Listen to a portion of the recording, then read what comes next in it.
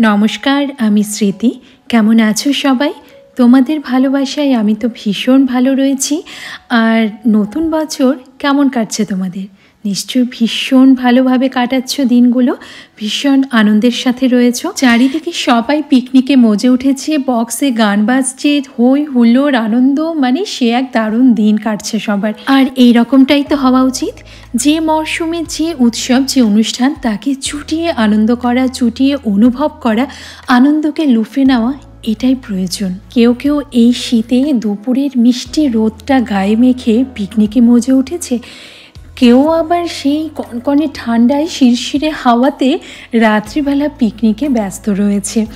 কেউ নিজের বাড়ির ছাদে পিকনিক করছে, কেউ বন্ধু বান্ধবের বাড়ির ছাদে পিকনিক করছে, কেউ বা একটু দূরে গাড়ি করে বন্ধু বান্ধব আত্মীয় স্বজনের সাথে চুটিয়ে মজা করে পিকনিক করছে। এটাই প্রয়োজন।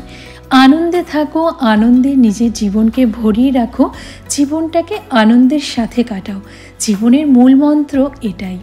দেখো, সুখ দুঃখ, পাওয়া না পাওয়া, এই সব কিছু আমাদের সঙ্গী হয়ে সারাটা জীবন থাকবে।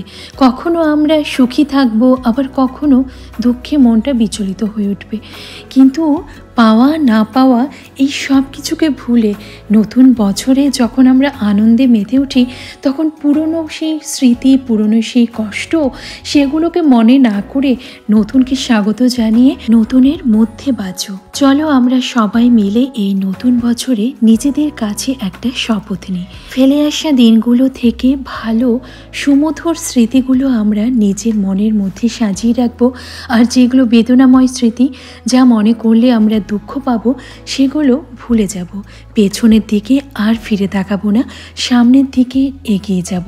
নিজেকে ভালো রাখবো, নিজের খেয়াল রাখবো, নিজের যত্ন নেব, সর্বোপরি নিজেকে ভালোবাসবো। এতে যদি তুমি কারো চোখে স্বার্থপর হয়ে যাও, তাহলে মনে রাখবে এতে তোমার কোনো দোষ নেই। দোষ সেই মানুষটির যে তোমাকে স্বার্থপর ভাবছে। হয়তো তার মনেও কোনো লুকোনো বেদনা রয়েছে, সেই কারণে সে তোমার ভালোটা দেখতে পারছে না।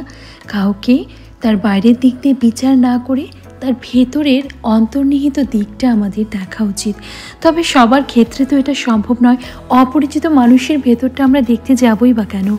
তো সেই জন্য লোকের কথায় কান না দিয়ে নিজের কথা শোনো, নিজের কথা ভাবো, আর নিজের লক্ষ্যে এগিয়ে চলো।